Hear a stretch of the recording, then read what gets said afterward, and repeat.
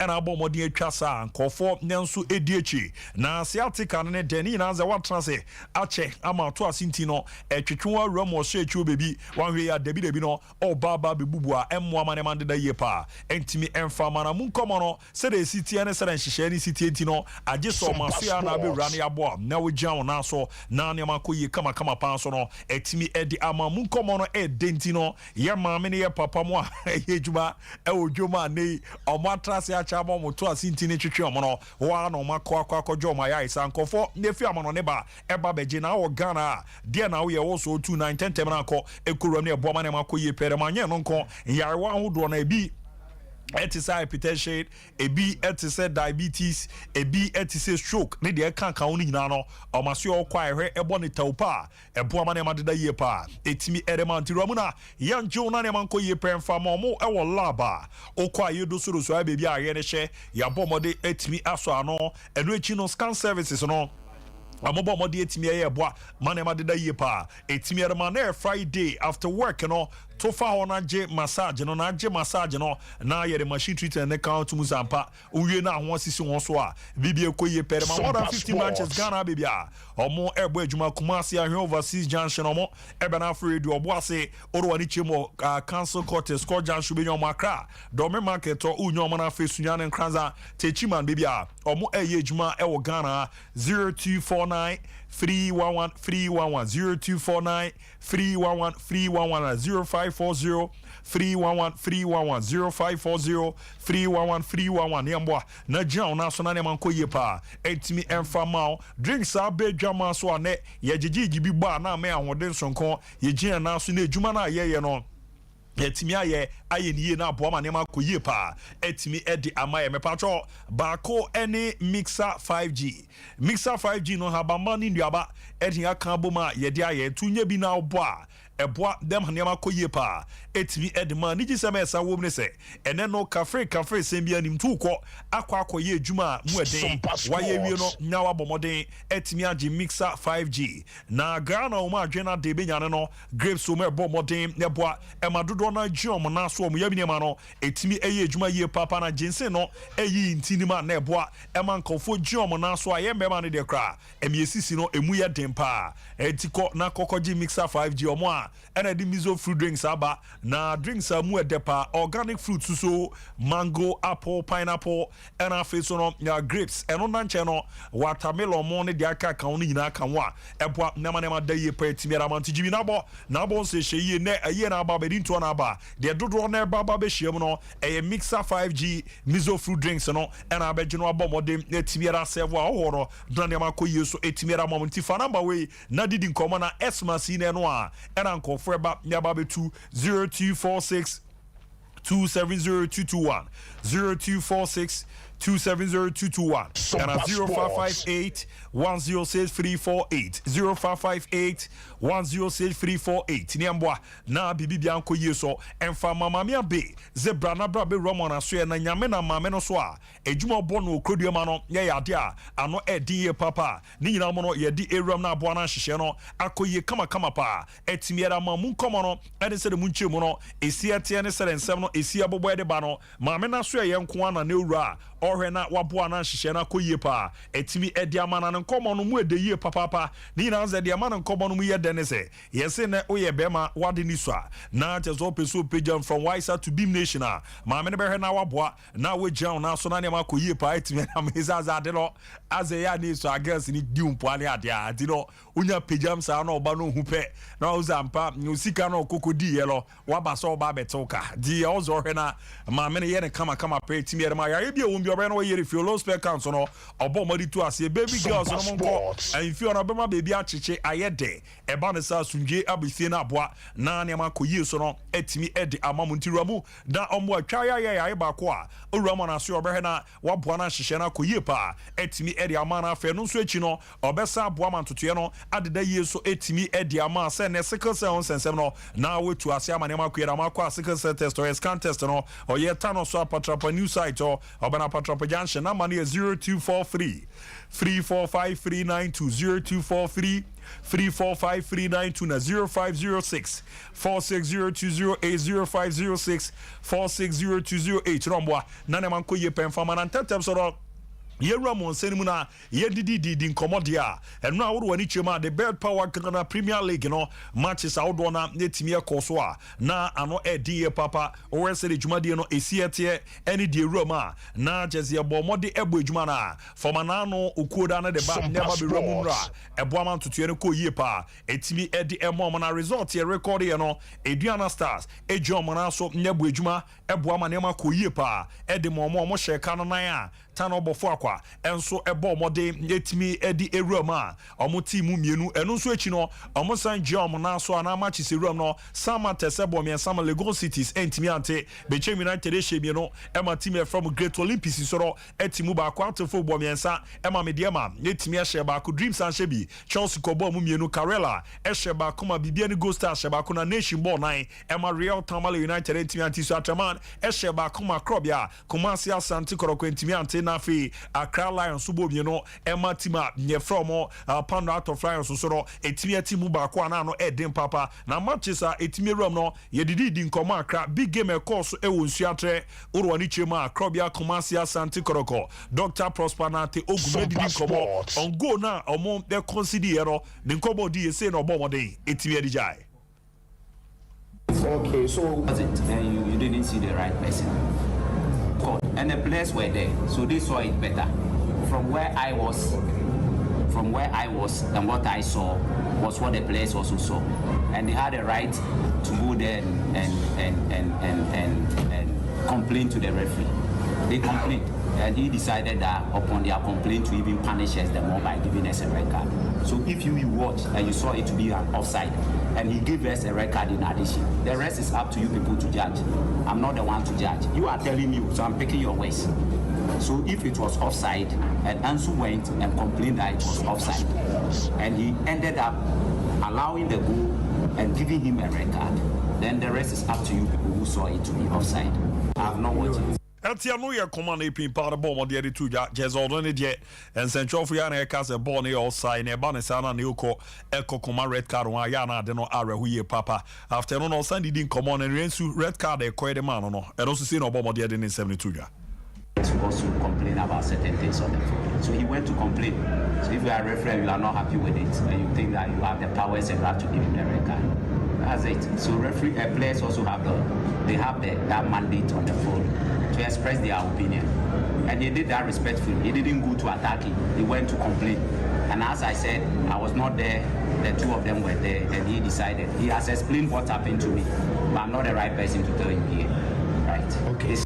Atia no yan komo bo mode ka erefine rensu wan yin ebo ma ne madadin coach maso ekuna bi na mo etimere ma insuatre man bobo ko no so didi kan e bizaze o mo current form yi ano edin o check result e ba ne sere nema esi atia mu ehye papa na eno so no se no bo mode di ere form current form no.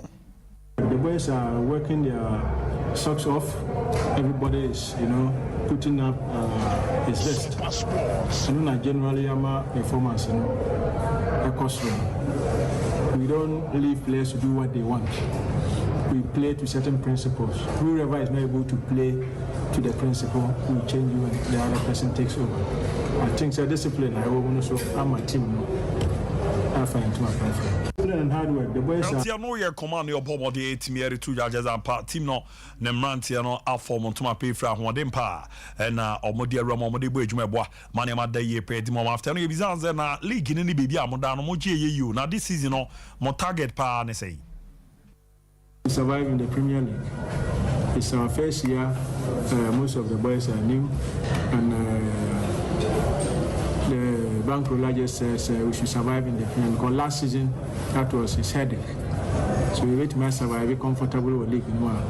We are okay. The target is to survive in the Premier League. Tia no yan komo bo mo de je chezo mo target in the league no ombo mo de no mo timi aka mizanze last year o we said nyama isi e kwedi mu nchimu na adena no edin ye papa na Sheriff Mohammed so no midfielder de Macrobia Kumasi Asante Koroko so your team quality no ogidi sexto league no o metimi aja mana ye se no so de nkomo no ejai the results has already come, so we have to wait towards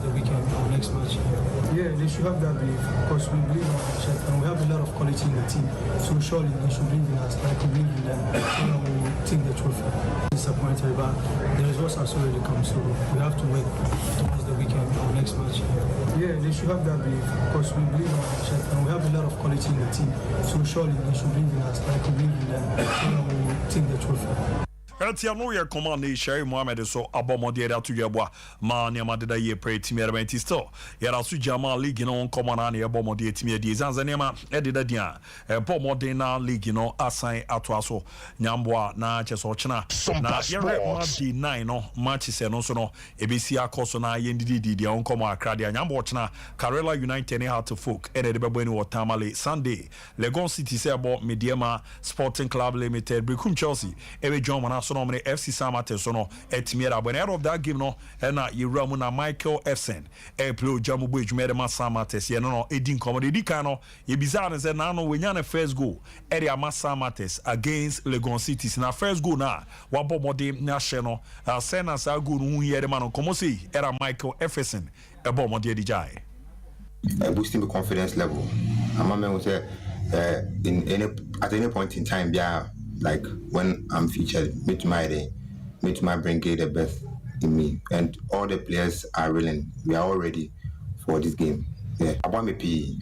Etia no ye komo bo modiana first goal no nye no team to yana after no evidence na anopi omuko training no mu de wo camp no exercise of nyamboa Sunday Brekum Chelsea game no say na so bo modi din komo the foul.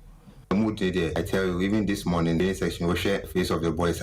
Everybody, I already share. Yeah, the training sections. It's about corner, on behaviors for training grounds.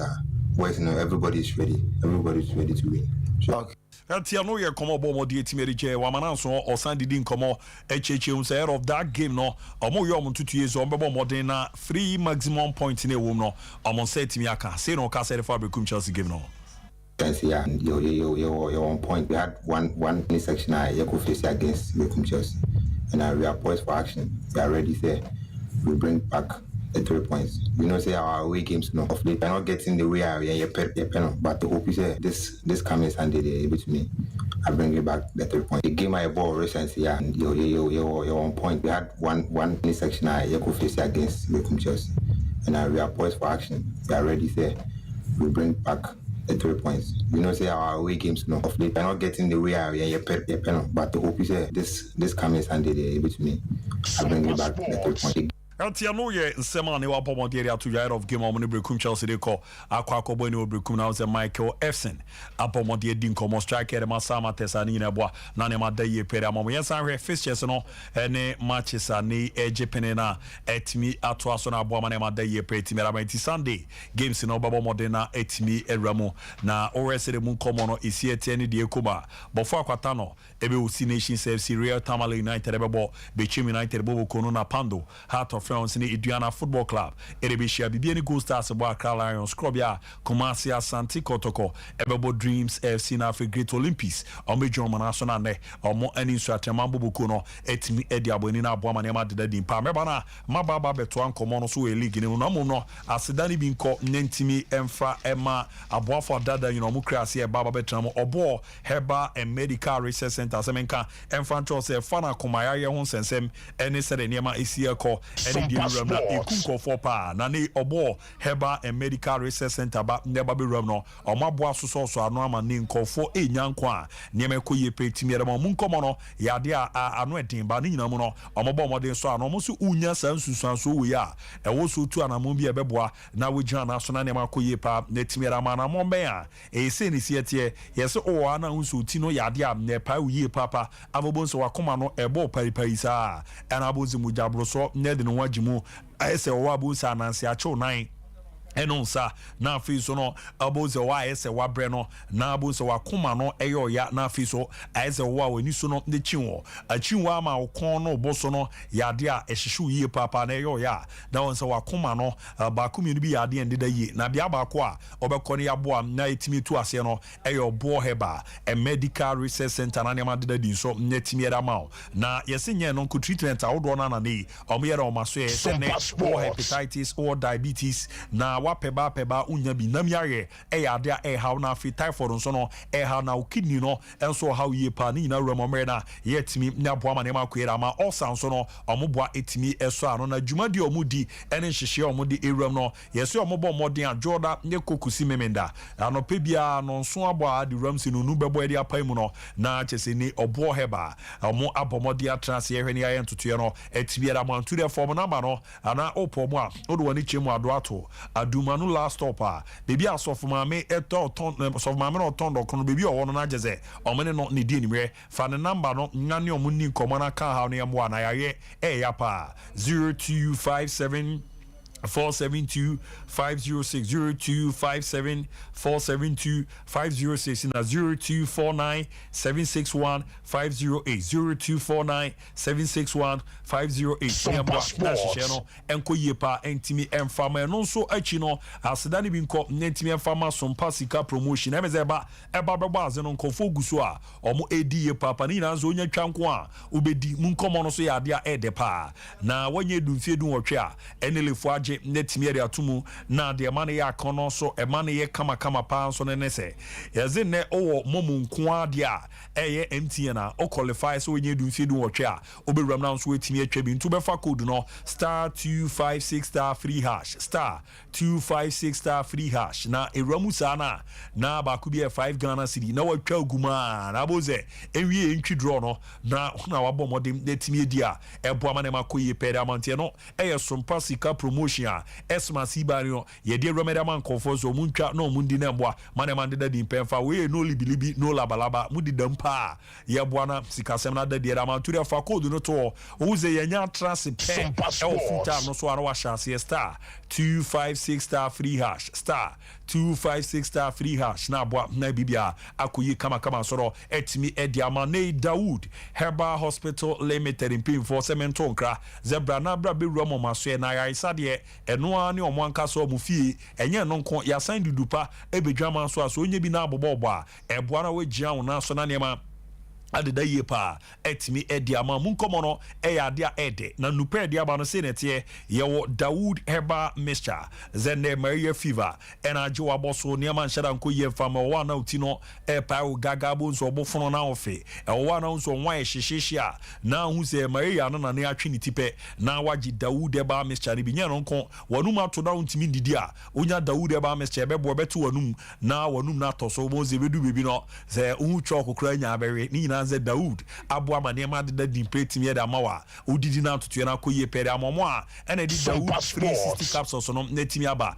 osisi yo ya ena afia no kran so san na nche no ze na otutu oso sasabro emedu bebi a obreye papa oroji Dawood 360 capsules no na aba oboze hye papa na wabo eno awie no na waji Dawood ointment no nye de piso sasabro na wo so waposo na aposo yo ya ewo na ntini mu twetwenwa orefa bi fifafa wa na abo nsampa obegina wora so abo amanema koye pere amatutu no yeduano ma akọ ejuma den no oroko ebape na wababeji Dawood ointment ni na de asha obon se beboa ma hoden na wo se no wasan nya ri ahyemu pemfo entimi enoma duro ni bi na afezunya enum fie dumiensa edekọ animu a ontimi enum bi omugbo ejuma panti no oro ani chemo Herbal shop pharmacy awodo na na over the counters a obomode na netimi agi wo pedodo na etimi etu a se na na manete 0241 244 0120241 24401 na 0201 681-717 0201-681-717 now ko baby na ene Dawood nupa no na ne kan ye ode a oro so pe sehwi eduro no sanse sehwi eduro ne de yaji baby a jumadi omudi ne de ekoso no ya de ano ede ye papa ebo amantoto ye ko ye pa etimi ede ema na ye ramu no ye to aso ne league ne di on komo ne hwe sare niema esiete Great Olympics o maso ye no pe imperfect no Oluboy Commodore ene ani di nko no evza na league ne je no Oresa ni emesi kwa Great Olympics League no o metimi agye na say do paper no bomode de nsem no etimi edan. Next year will be our 70th anniversary and we wish to pick the cup to seal that. That's what we want to do.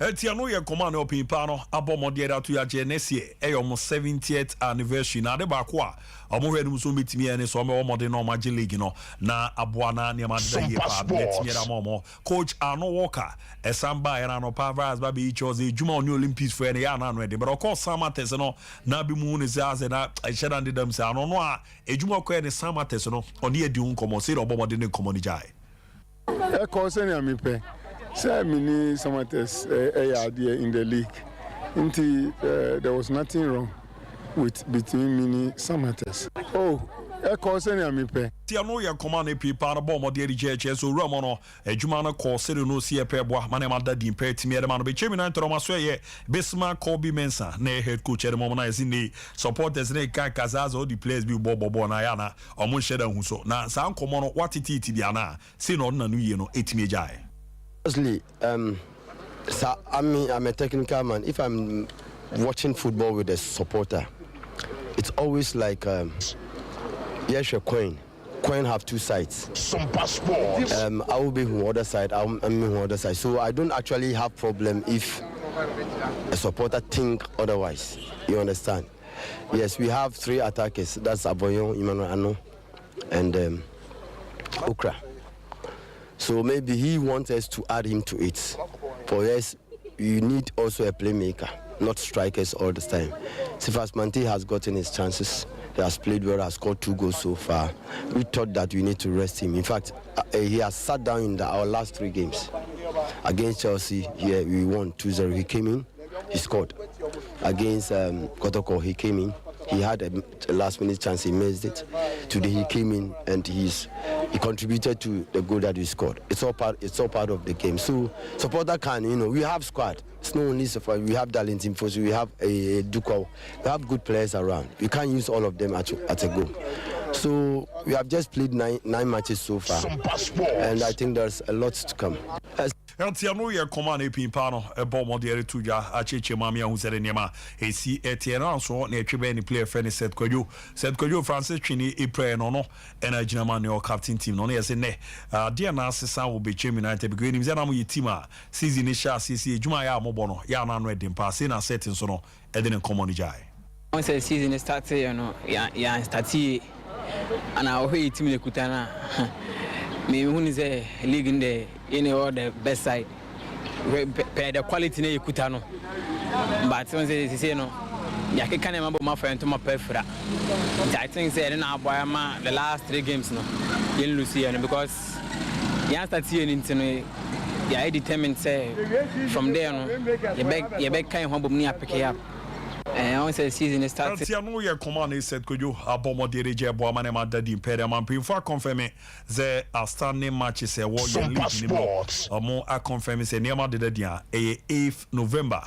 na ye bomo de na ye yi sa matches ni na etimi refio ti sa game no ba ko ebekoso Hohoi Sports Stadium no Pandu Heart of Lions so mo be jomo na so no mo ene Accra Heart of Folk etimi edi aboni na enye no nko mediama enso be jomo na so no mo ni Suatreman FC etimi edi aboni ti sa match so no nyame boa na chese ejepene na etimi ewuramu Wednesday na bibia de da ye pe etimi edi amenti no ye hihye a o mabomode etimi aye na yesi ya no o mo manenda so sa pe voice ya confirm say Monday 10 no after see a week we are ebekoso on the 10th November to the 11th November and afi Monday 11 no and so ebekoso on the 18th and afi 19th November eti no ye hihia the Ghana Premier League no ya bomodia ya di nyina mo ebo ana ne ma da ye pa eti edi amaye na munkomo no ne sere de ma esiete no after say ye je na so board Sompa Sports years and 9 ebeto aso league table no e say na aba be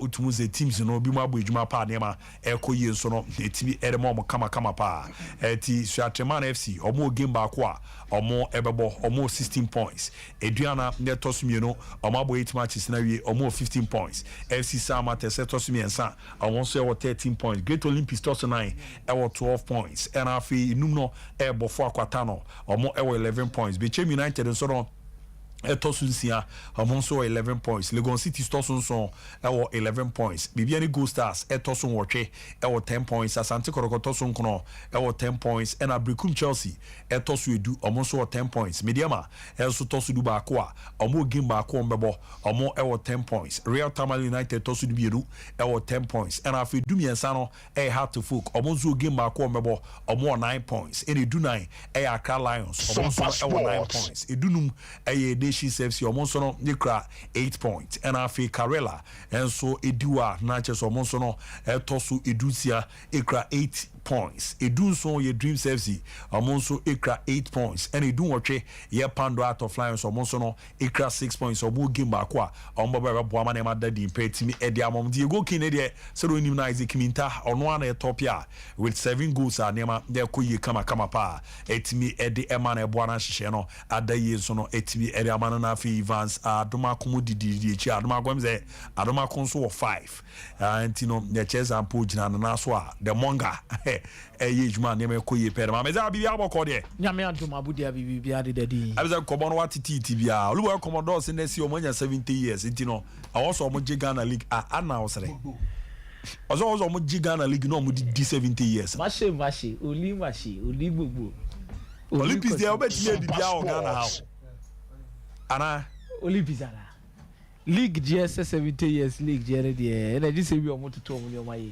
Edin I feel league mu da o se ne kotoko for me there they say Ghana league na nye kotoko ne house na eji o minim na me chese omo no na teams omo come a ye teams in the break but omo no this of late no almost last season we dey me dey ma ye house ne kotoko dey ze league no omo nka ho nti no yo ntutu ye o ka obeji league obetimi age ezu atremambo omo boyi na omo keka ne masi ani na se ya Olympics time omo be league ho na minim so obetimi age kra no work at time masa na obekọ asabe me no cry room second round local was at by obantimi akosa Olympics is you know the teams are more so closer to the league no mo Olympics in me oh simple sir oh yeah I have to be very honest or since 70 years also mo gino mo didi Olympics in me Sompa Sports then Ghana Premier League Olympics in me is there league name for the pen oh I'll give Kotoko and House exemptions because some they have too much experience so bet me at 10 anyway to just bear 5 games there but it will money exception side but Oma ye to me is a almost project Oma ye ni omo me di omo ni se Kotoko and House ent me ania omo na beji no eduana ho bom mu mediama ho bom mu even if you are trying ho bom mu so these are clubs are let me say the next 2 seasons you know omo kan put the so Zatema ba na no dey how the na council obeji Summer test cramp so o dey omo account na ajo Olympics ma me fa Summer test crash on count Summer test ahome na Olympics dey wonder club ne mo betima ye the Ghana abu wonder club na ya no kwa wonder club na we hu so mfa so abu wonder club is na mo dey nam kromo wonder club that is the card de komo we wonder sa so komo dey we omo wonders ne bata mo be survive relegation ntu njin di se abu ha oluba komodo na oluba kasa ma komia e mi akwa ka obi so ma ha me kasa na komia ja na wa ha wadi dido uze me on eze bia me ha amani ye woni pe bi on ba abonten be kan se bia oh you careful olibo komodo there but abu me we dey wade ai Olympics me say next 2 seasons ye come on Beji leagues na teams be watch the bands and Olympics aba Kotoko, Has, Ediana, Mediama, Samatex, Isu Atreman. Even go start smoke crowd hoops so bit my belly more. Recoup chess mu nyina baja. Recoup chess mu nyina baja. Eh, ahomia.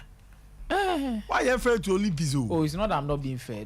You see, one thing about Olympics team, no, I'm realizing from the season and all Kaja or the buy, I saw a promising setup, but the following season, no, Bibia Saji Kugu in terms of how they play, their system, their choices. Even players some don't be able to Sompa Sports.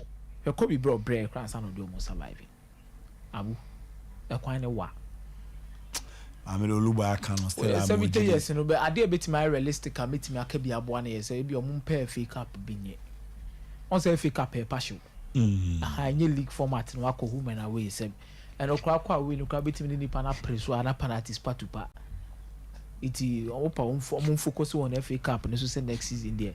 By hook or crook, intend 3 years out me kunya division 1 for na bi ne namwa bia wodu kwata bia no nya Premier League team bi Premier League teams no so bia betima chinchim mo nsane bi no anya chinchim so obero bi omo but you can betima show so as enado usunsuma kata no so bizarre kata omo so na Musa say the dreams ye bi na na Musa no akoje be efe ba league ne there rokara message Olympics aje league ala kai Africa for Olympics ko Africa akobia aseme na akadisi now you're ready for Africa akoje some passports your clubs no okruma say no emu be 5 to 8 na MC ka say see qualify for Africa we betima akwa Africa no da be omundu 8 kromodos as usual Kotoko has exemption omo qualify 1 billion times or they go they go and play next team our show signs you won't take away Dreams FC ne mediama become match re say omo koye no omo timi ayede omo timi abo ma rejo they are doing well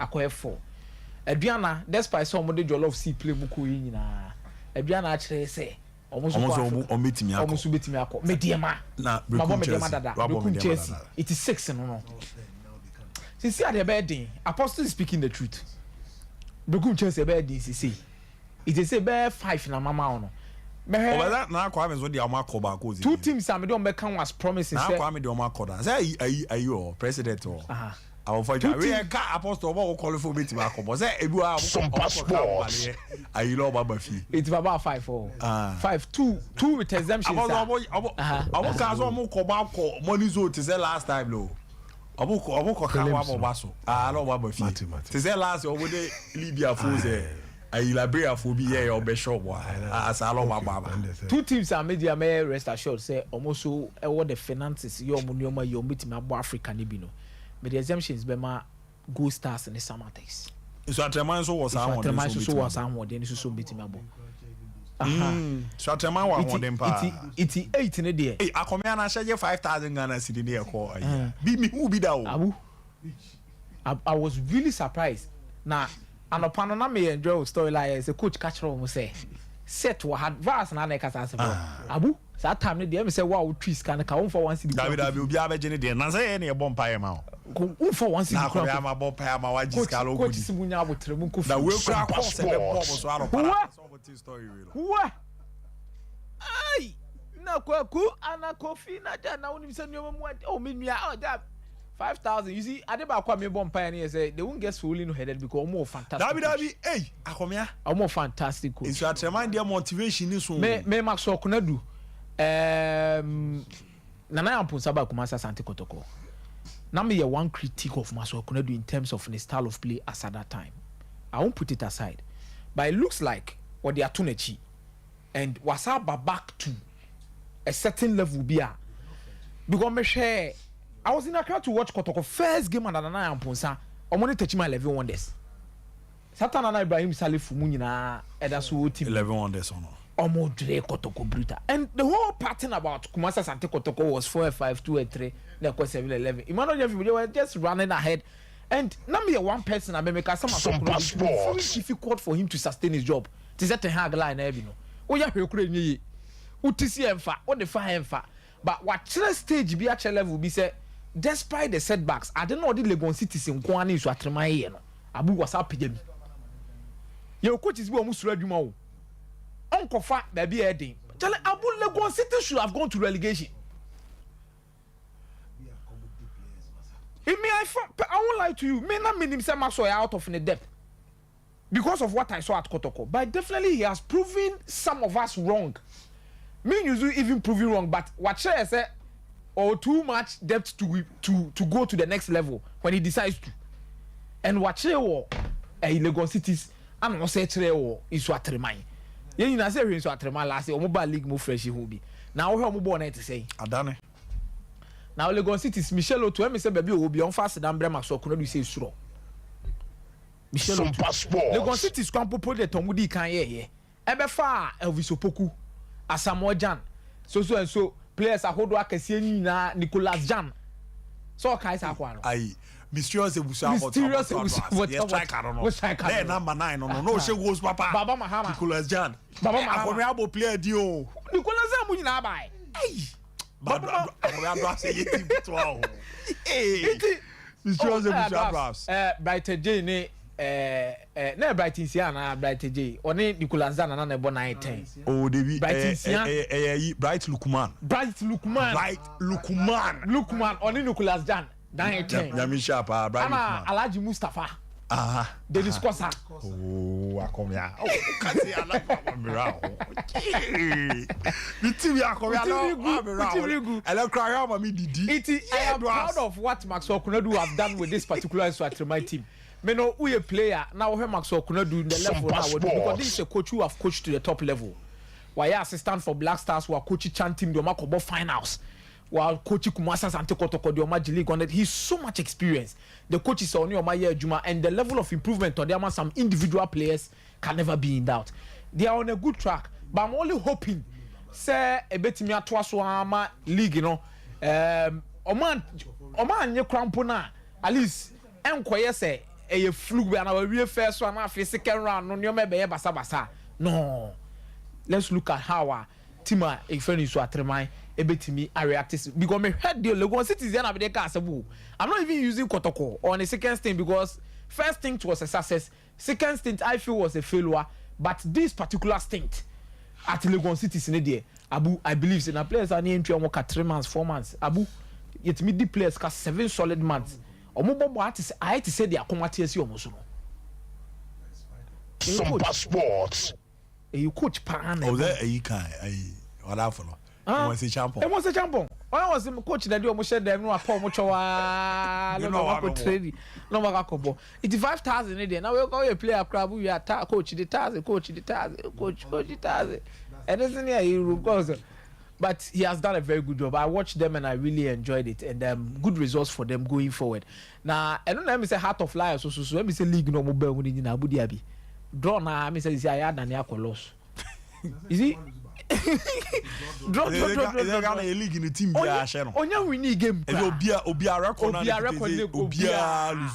Lusu. And Heart of Lions will need to do a lot to make sure say Mombeti Media came. But some statements by Ogum needs to be checked kaka. I say referees are semne ya call so na players have the right to protest. Abu, in one keyword, I feel say players have the right to protest. But orienti and red card no. Some more can define yenti kakra. Na yenti some more dituja. The right to also complain about certain things on the field. So he went to complain.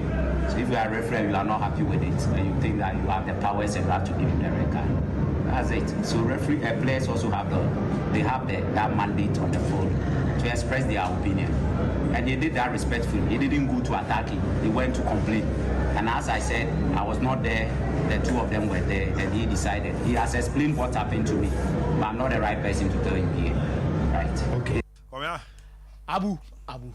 Players have the right to protest, but the manner in their video ni be, in their match ni be live. And I can't see of yes, you pie. They don't call your representative Ricardo Varas or the videos about actually they see where children bako. I think some of these players are overreacting and become a nuisance. Or some of these situations. It was under control by the lad. Everything showed that BBR were under control by the lad. BBR said the lad, and there are some of these referees players they calm down. Players they calm down. But I say I say and GBB and another players need now too. More reasons here, even advanced leagues. I shall say any player other than the captain of the side, more beyond me obey yellow card. And you be BNT Obekaya Man United ne Fulham FA Cup. They see my Mitrovic. And then and it was becoming alarming. Because Jibwano be a Jimika. I mean, we no cry the lad. And these things. From baby no cry the lad. Baby, sorry for Musa so yellow canvas on himself. Oh, yeah, bro. So, and these things needs to be checked. But the Kotoko team have bigger problems than some of these things that coach you are insinuating about. In terms of progress. After match day 5, we will clearly assess how the progress of the team is going. You have a project to do. Obianka say G-League. Obianka say G-League. Obianka say BBC. But Ogum needs to up the game. Yanka say Ogum Obin Pamun free Kotoko and fan show trim. Yanka say coach Ogum. Ebi Oba Kotoko no and the West Derby Obianka sa. But it looks like their last few games no ma born money mono e peja kakra na saba form. E peja kakra na saba form. Incident. And situations with referees needs to be even a secondary matter. But I come here as a winner, what's a man reka crowd? The players who sign any and quadan. And I make us say nobody have said it say yam pamono. Obia son ka say Ogumba onya da na wasakura and on the West Kumasa Santi Kotoko coach. Asema I can say performances no should be a one was a concentration no more than even some of these referee situations that are happening. And there are certain posters be use a press conference amempe. Hey, I mean, incident winner make. Oh, say do see Kitan and someone referee. Obi beka cho say bia Ogum mempenase, but Ogum mameka some cho Ogum chirema de university level 300. Oh, UCC. Oh, UCC. Coach Rowe. But I'm saying it. The poster now know the press conference to make sure so they manage the expectations of Kumasa Sante Kotoko. No, say Sano. I didn't post Chabe. Abu, there are certain posters for the realm of press conference. It looks like I'm ready for you. The other Kabia, no, maybe me team the yarn here. You will be to me. Peri all carry yaz or bar wabwalo. But this is a team that needs words of encouragement for supporters to understand the whole project. All that Master Krandu. Former coach de Sante Kotoko. Or your ex-player. And the Kotoko yet near Mujano Unimu. Oh, yes. Now, not Sompa Sports team. You ain't in some of the correct. Okay. I follow the team. Okay. Fortunately for us, every match involving House of Folk and Asante Kotoko is on TV. Okay. So we watch them every day. Okay. And Prosper Ogum is doing a good job. Maybe I'm repeating it here once again. He's doing his best. He only needs the support. You see, when you bring a lot of people together, we'll be fighting for a position and this and that and then sometimes team here you can cry.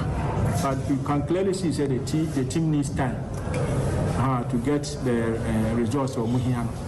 And team supporters everything will fall into places. Initially, I had difficult now, but league, you know, that one. We have a long way to go. I think we have 8 matches. We have 8. So they should be patient. I think the team will gel together and it will do well. They will do.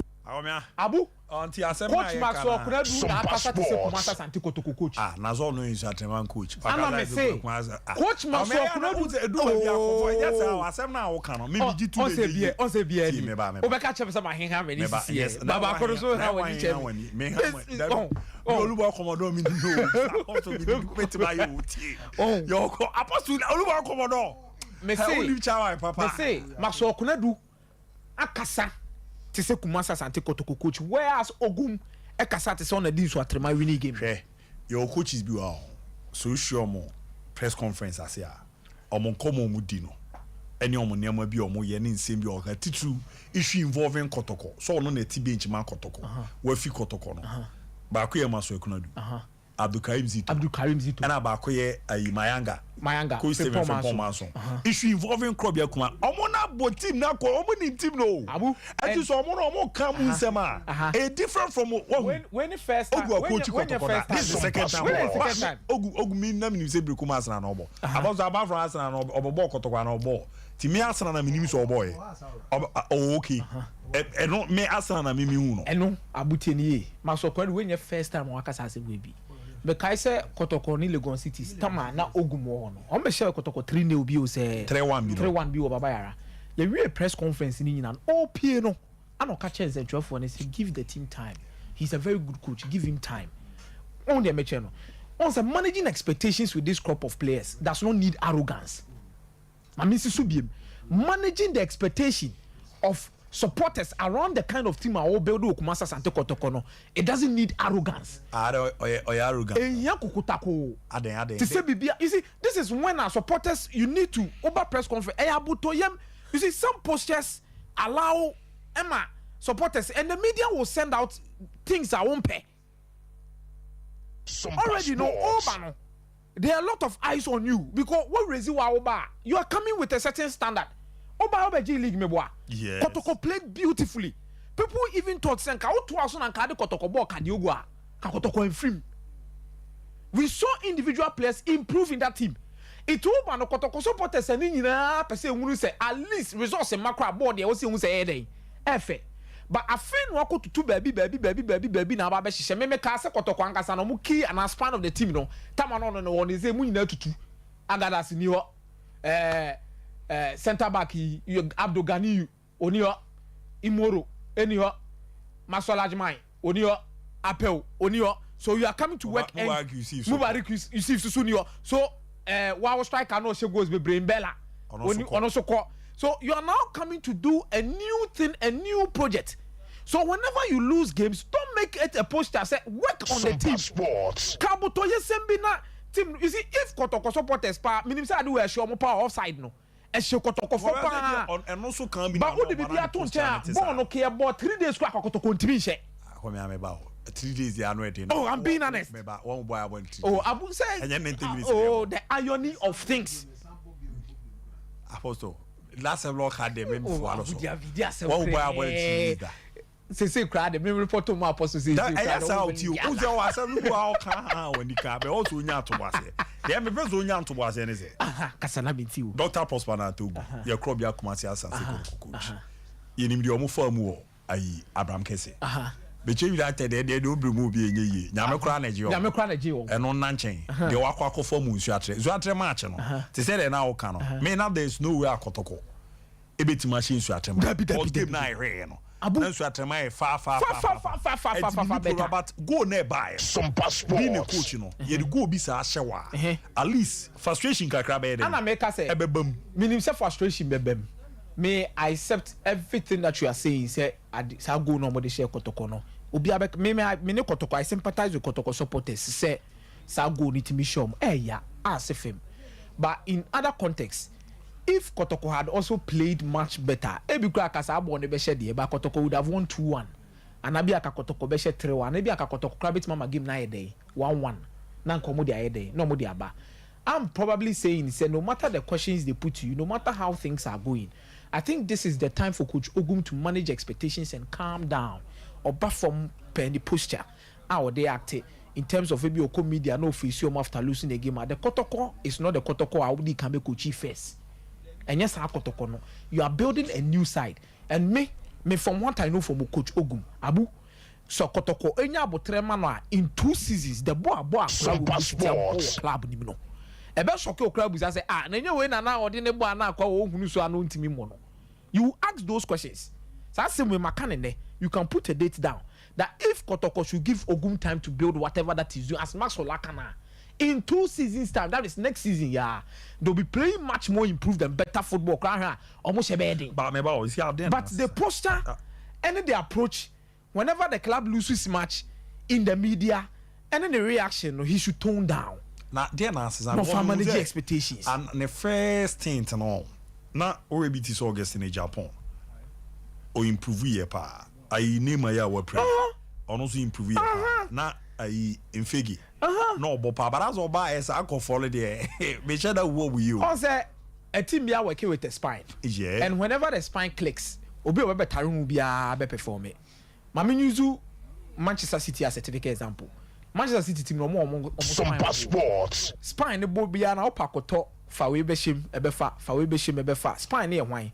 Over her Ruben Diaz, over her Rodri, over her John Stones, over her Kevin De Bruyne or Helen Haaland. Oh, the amount for battle they will play. That is the spine. Tam obetu Kumasa Sante Kotokono, Abdul Ganiyu, Richard Bodu Agadas, that season Alamti, over here in Bella. These are players Imoro, key. When we are players when you play around them and they are in the dressing room, you feel like when we are Kofua, you definitely become better. And then the Buama, Isaac Opone, Mamunina Timu settle Kakanga because they have people there that could help him and make sure somebody must settle in terms of this. But this time around, Henry also I feel no Bokotoko. I feel na Nurudin Nebokotoko. A Japan Abokotoko Ache. But no, you can leaders within the club. But Japan is not a leader within the club. To say the Gani you need more Mudebemau. Or say bon supra and then the Kobo. So leaders say what team most the area they muya than lad sheriff. It's in a BBC, I was a sheriff abaho. Not sheriff you try then in Fegi. So be in Fegi be language barrier kakra. What did they mention? It is sheriff money we money kaka to have to take time for them to mature and become what it means to also understand how to play for in team munina they will come good. I'm very confident that most of these players in Kumasi Asante Kotoko, sa Pitami do no, or Jibwa Utimi say, he's very talented, potential no was so. But Kumasi Asante Kotoko na ye bono, ye different. Abu sometimes you know be about Kotoko betimi abon is how. So it have to take time for some of these players. It's me the ane say Ogum should be given time. Ogum Kotoko fonya abotrema no. The team will play much more better. I feel all match day 8 to say the max or kind, you know. It could be the second round the team performances in the crowd improve, maybe our results be up and down. But I'm assured that if he's given time, by next season Ogum can do even better than the OE. But baby, I'm person money aware, and I'm a KB manager as I said the poster when Kotoko loses games, how he reacts when Kotoko loses game. This is not the Kotoko back then now Obe Kochi now who lose wa. The standard no was Robia say be in the also my pushers. No, this is a rebuild. Listen, this is a rebuild. Yeah, but Akomia, the Kotoko fraternity, especially supporters, a lot of them are fair to him. You see, we are used to a steady standard under Ogum first coming. The caliber of players you have mentioned their names, and then now, Sebi Usha Satinu, where in terms of quality and experience, or switching away.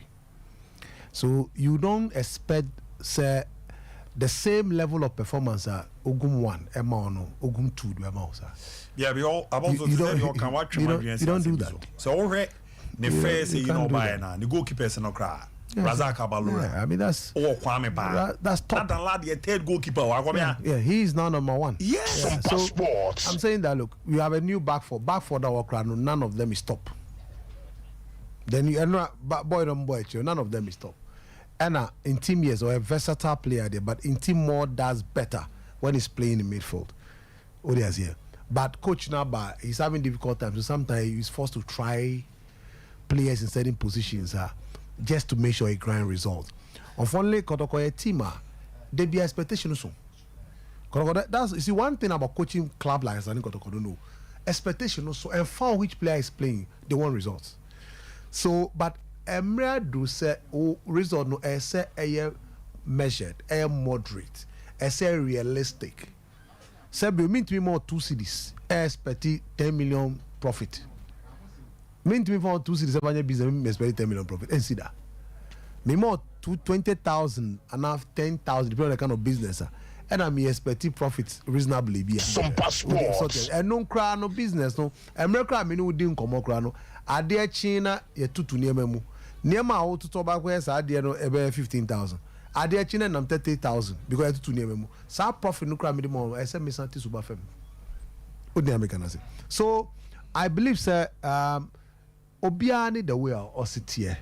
But as a coach, I believe that sometimes near here say ni communication on TS or any supporters na kasa enye media. Media no de omo ye vehicle a o kasa e form. Enti bibi o ken bia no the end product ne say e cost supporters no ho. Enti bia obenya botre kakra na wa cheche mu kakra kama. Maybe obenya kwenya bia ma supporters ntia se bi project no a project da wakoma so. Project no so ye almost supporters ne dia. Na anamo a wotu ni nyina no anamo Sompa Sports. Be beboa. Some of what ntia say top baby o ye nipa even though ye coach. Say sit up back supporters untimi emben panyfo no no mo chiro baby bia wo sit up kakra. Team no yomo dia. O ya mamu nti woni omo na eye. Nti adu baby na mo fu se nko ya. Sell better montia can far from a more and reduce the income bail. And sometimes engage the supporters leaders. No mokasa most of the engage your natural monia ma ko omun su niema omu hu e chomfu say your team no listen to it. Now immediately our supporters to a part of decision making say be nyom no me selection mo de. But omu hu say team ni omu dia omu su ni omu kan no eboa ojumedie na you are finished.